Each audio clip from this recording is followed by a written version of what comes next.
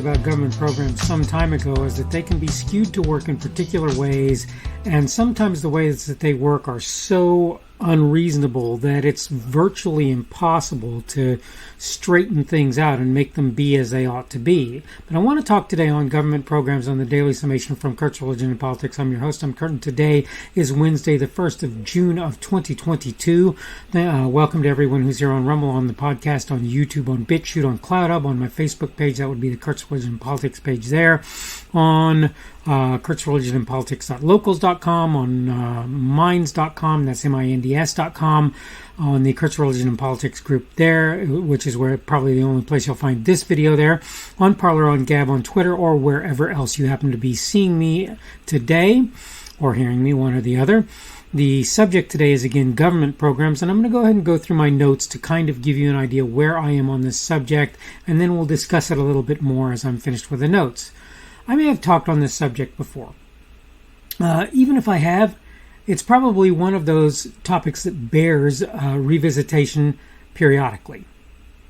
It's possible you'll have a pretty good idea what I'm going to say in this podcast. If that's true, I'll ask you to bear with me as I say it for those who don't, and frankly repeat it for emphasis to those who do.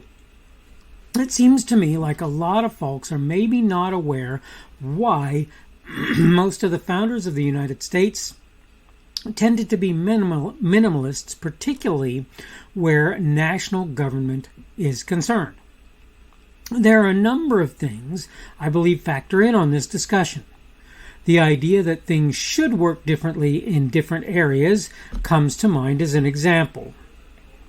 But I want to discuss one particular thing that really matters, and maybe doesn't get discussed as often as many of the others. You may not have noticed, but there's a trend that has been consistent where government programs are concerned. A program will be put in place, often by legislation or the establishment of executive departments or sub-entities. The management of such things is ostensibly neither the province of legislators nor real executives. Who does the dirty work? Well, typically it's bureaucrats and higher-ends. The sad reality is there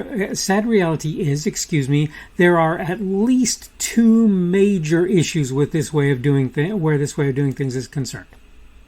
The first is that they can be changed, particularly at managerial levels, as new administrations come into power. So an administration will set something up, and they'll set it up in a way that's a reasonable thing, and then another administration will come in and they'll corrupt whatever was set up by that first administration. You can see this over and over again. Happened with FISA warrants, as far as I'm concerned, and many other places. It's happened many other places.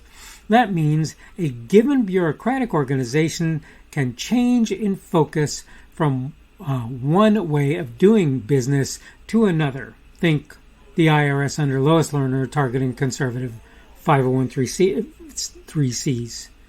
The second obvious issue is, unless people are very careful, throwbacks are left in positions in various agencies that are vestiges of former administrations.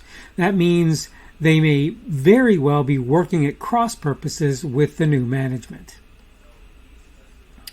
On top of this is the tendency for people at lower levels to completely fail to change when management passes down edicts saying they need to do so. So basically, they just continue to do what they've done in past, regardless what changes have ostensibly been made from on high. What makes this worse is if you seek to replace the entire administrative function for a given entity, it's likely to take an entire term of the new managing or management team. For that entire period, by the way, things will probably be run quite badly if you're thinking that's just an okay thing. As if that wasn't bad enough, there will be folks complaining since things will have changed so they can no longer game the system. The lesson here is simple. If you can do things without government, you should do so. Think most maybe almost all government programs are some sort of grand idea, you can be sure we do not agree on that. I have had multiple instances in which I decided in my younger days primarily that I was going to count on government programs to help me to get through things that I was dealing with. And let me just tell you, they have consistently failed me. Let me give you an example of a recent thing that happened that I didn't even want, and it was the stimulus checks that were put out by the government. The thing about that is whether they agree with this idea or not, whether they say this or not, those stimulus checks came out of your taxes one way or another. They could have given you that money at the end of the year. You can pretty much bet on it. There's no way around that. The other thing about it is, in order to pay for those stimulus checks, somebody must be expected to get that money going. So they're either going to increase their revenues by taxation or whatever means, or they're going to print more money or whatever and think that everything is okay. And guess what? Whether you print more money or increase taxation, whatever you happen to do, borrow more money, whatever is the case, what that's going to result in is inflation. You pretty much can't stop that from being the case. So in my mind, when you do something like that, you more or less doom people to a future where they're going to pay more money for things, and unless they actually can make more money, it's not going to matter what they do. They will have to suffer the consequences of prices going up when their wages didn't. That's just reality. Okay? Now, again, I talk about back when I was hoping to get food stamps, when I had 2 children that I was taking care of on my own, and I got food stamps for the first time that I was supposed to get them, only to have myself rejected the second time I was supposed to get them, because I got two unemployment checks in the period that they were talking about, even though one was for the next period, right? The next month or whatever. So they decided that because I received the 2 unemployment checks in the same month, no, that was no good. There was no possible way that I could continue to receive food stamps as a result, right? So this is the kind of thing, and this was all bureaucracy. This was all a result of bureaucrats running the system and deciding how things were going to work. Now, if I was willing to sit in an office for an extended period of time to get them to understand what had actually happened, I might have convinced them that what they did was wrong. But the reality is, most of the time, I don't think you can expect that unless you're fairly well versed in how to do things like that. And I have to tell you, at that point in my life, I really wasn't. I wasn't horrible. And let me just point something out. Considering how other people might have been in that situation, I was actually probably a far sight better off than they were. And now I'm even more so. But the point that I'm trying to make is this.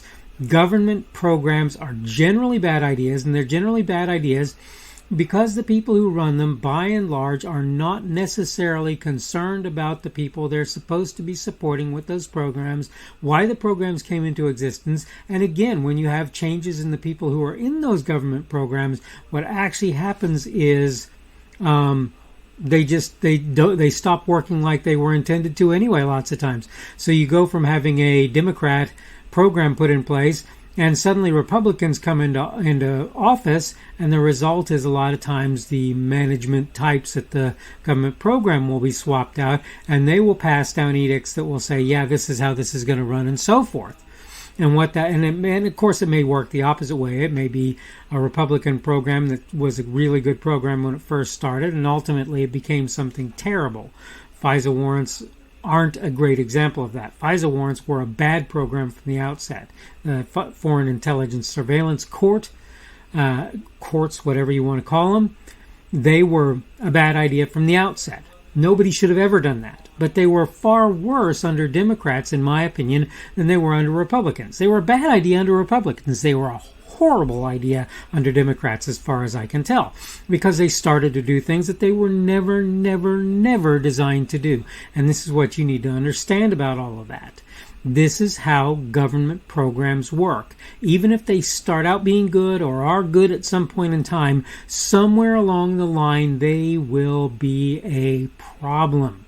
Not only a small problem, but a fairly large problem, in fact. There'll be something that will, lots of times will totally fall out of anything like a reasonable viewpoint or perspective. They'll have, like I say, bureaucrats who will decide the rules, and you'll have to weave your way through a series of gates in order to get where you want to go, which means sitting in government offices for prolonged periods of time. Right? So none of this is a really good idea, and I just want you to understand that. Government programs typically, almost always, if not always, are bad ideas. And there are a few exceptions to that, but really it's hard to find any when you really think about how things ought to be. Okay, this has been the Daily Summation from Kurt's Religion and Politics. I'm your host. I'm Kurt, and today is Wednesday, the 1st of June of 2022. That's the middle of the work week for those of us who work Monday through Friday. It means tomorrow will be Thursday, the 2nd of June of 2022. And obviously working closer towards that weekend. Thanks for everyone who's been here on Rumble, on the podcast, on YouTube, on BitChute, on CloudHub, on my Facebook page. That's the Kurt's Religion and Politics page there, on kurtzreligionandpolitics.locals.com, on minds.com, on the Kurt's Religion and Politics group there, on Parler, on Gab, on Twitter, or wherever else you happen to be seeing or hearing me today. Again, the subject for today has been government programs, and tomorrow we're going to talk about the subject that was brought up by somebody doing the standard kumbaya thing that I really want to address and talk about just a little bit, and that is coming together. Hope you're having a good day today. Hope everything is going well for you, and hopefully we will see you on Thursday, the 2nd of June of 2022's edition. That's tomorrow's edition of the Daily Summation from Kurt's Religion and Politics. The speaker on this edition of the Daily Summation is Kurt Schubert. This podcast was created on Wednesday, the 1st of June of 2022. The Daily Summation is created for Kurt's Religion and Politics. Thanks for watching today's edition of the Daily Summation from Kurt's Religion and Politics. Don't forget to come back tomorrow to check out the next one. Remember, on various platforms, primarily Rumble, YouTube, BitChute, and CloudHub, and the audio podcast, you can subscribe to my content. For the audio podcast, you probably want to use Apple, Google, or Spotify. Apple Podcasts, Google Podcasts, or Spotify. In order to find me on those platforms, you can go to the Kurt's Religion and Politics channels on Rumble, YouTube, BitChute, and CloudHub. You can also get to my content on Facebook by finding the Kurt's Religion and Politics page there, minds.com, where you will find me at the Kurt's Religion and Politics group, and Kurt's Religion and Politics.locals.com as well. You can look there. I post my daily video on various social media sites, really only about 3, Parler, Gab, and Twitter at present. I am at KP Schubert on each of them, and you can find me under them, and you can find the videos under me. You should be able to find my podcasts on Google and Apple Podcasts and Spotify. It's also on podcasts.kpschubert.com. That's podcasts with an S, .kpschubert.com. If you're looking for me on various of the podcast sites, you probably want to search Kurt's Religion and Politics, not the Daily Summation. Keep in mind you can subscribe to my content on various places that I put it. All constructive feedback is welcome. You can like, dislike, add a rumble, or give whatever feedback is available on any of the platforms that you can do such things. You can also add a comment on what I put there. Unless you're advertising or doing something that I believe will harm others, I'll leave your comments out there even if I don't agree with or understand them. I will try to let you know I've seen them when possible and may reply if I feel it's reasonable, appropriate, and possible, of course. Thanks again for viewing this edition of the Daily Summation from Kurt's Religion and Politics. Don't forget to come back again for tomorrow's as well.